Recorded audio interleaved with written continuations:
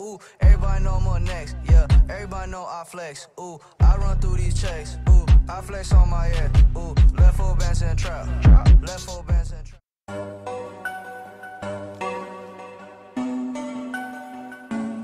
alright?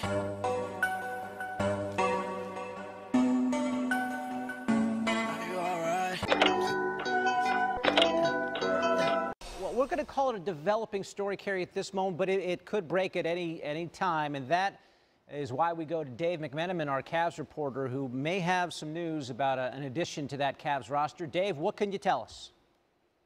Well, of course, last season, David, the Golden State Warriors took back control of the league by adding a former league MVP in Kevin Durant.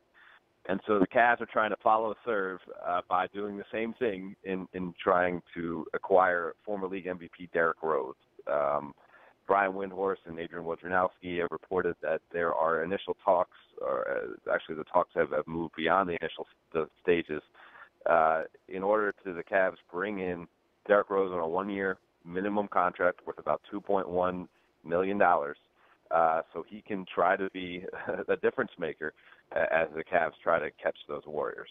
Okay, listen, if this is 2010 and the Cavs are acquiring Derrick Rose, this is a huge story.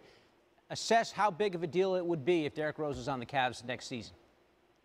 Well, I think in the grand scheme of things, the biggest part of this deal would be a former league MVP, still relatively young, only 28 years old, is only getting a one-year minimum contract. It speaks to the fall from grace from Derrick Rose. Obviously, it's been injury-riddled career for him, but also there was the uncertainty of his time in New York last year. He went missing for one game, and that caused a bit of a stir.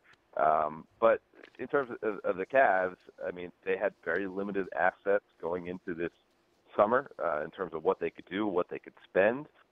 If they're able to convince someone of Derrick Rose's talent, I mean, he did average 18 points per game last year, shot 47% from the field. He can still give you an impact-type player off the bench, presumably.